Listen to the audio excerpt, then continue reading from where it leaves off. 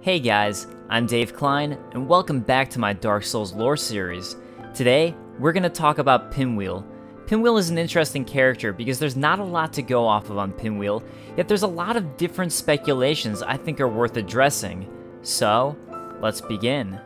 There are a few things we do know for certain about Pinwheel. We know that Pinwheel actually consists of 3 different bodies all acting in unison as one. The Japanese name for the boss is Sanin Haori, also meaning 3-person weave. This is based off of Ninin Haori, or a 2-person weave, which is a common and well-known Japanese joke within the culture.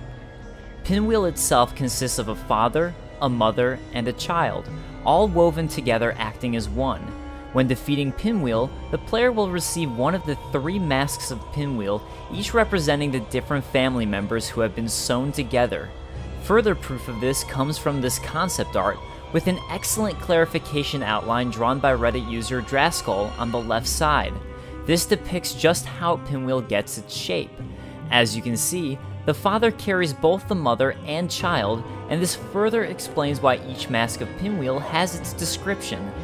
The mask of the father belongs to the Valiant Father and slightly raises equipment load, depicting how the father both physically and metaphorically supported his family. The mask of the mother belongs to the Kindly Mother and slightly raises HP, depicting how the mother would care for her family, thus raising their health. And finally, the mask of the child belongs to the Knave Child, slightly raising stamina recovery speed, depicting the endless energy of youth. The final thing we know for certain about Pinwheel is that all of the masks are described as one of the 3 masks of the Pinwheel, the Necromancer who stole the power of the Gravelord and reigns over the catacombs. And what is the power of the Gravelord? Well, the primary thing Pinwheel drops upon killing it is the Rite of Kindling, described as the secret rite that allows bonfires to be bolstered further with kindling so that even more Estus can be collected. Kindling was a sacred rite passed down among clerics, but all undead can imitate the process in the same manner that they restore their hallowing with humanity. How peculiar that humans had found little use for humanity until they turned undead. So, what else can we discover about the enigma that is Pinwheel? Well, if you listen closely to the music playing in its boss chamber, it sounds as though someone is constantly whispering, "I'm so sorry." This led to the interpretation that perhaps Pinwheel was formed by a man whose family died and stole the power of kindling in order to experiment and bring them back. If you'd like to hear this theory further, I highly recommend watching Vaati Video's Pinwheel lore video, as he does an excellent job depicting this theory. Another theory, brought forth thanks to Reddit user MS Painting, is one I actually find to be more likely. The various masks of Pinwheel are depicted throughout the catacombs. Statues have been built depicting the father, as well as statues built to represent the mother bearing a child.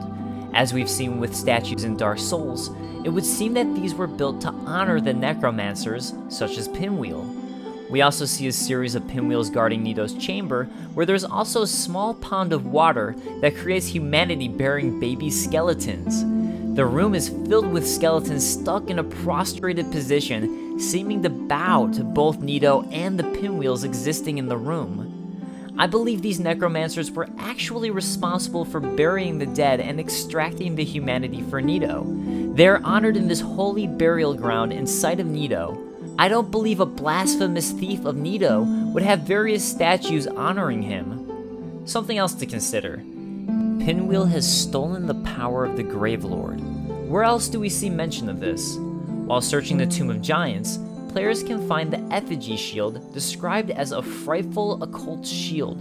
In an ill-fated plot to destroy the very gods, the followers of the cult once attempted to steal the power of Gravelord Nito, the first of the dead. Wait a second. The followers of the cult attempted to steal the power of Gravelord Nito, and Pinwheel succeeded in doing just that. He stole the power of the Gravelord. A common point of wonder has been, why is there an empty coffin next to Nito? Whose could it have possibly been?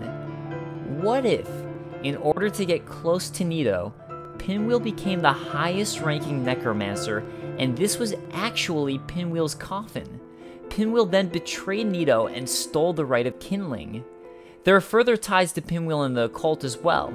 In front of Pinwheel's boss chamber, there are various bone wheels guarding him.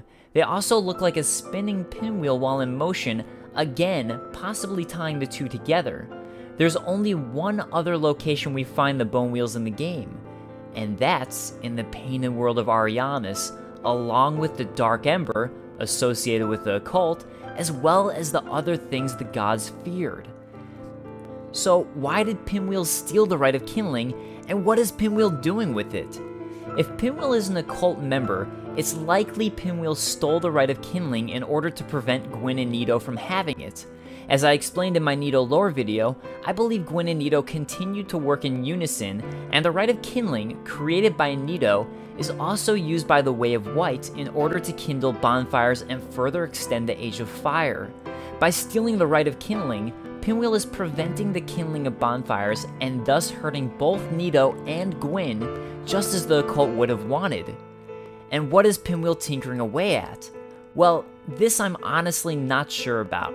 We see various skeletons hung about, as well as books scattered throughout the chamber. If bonfires are made with the bones of the undead, it's possible Pinwheel is experimenting with the skeletons in order to either destroy the Rite of Kindling or learn how to harness its power.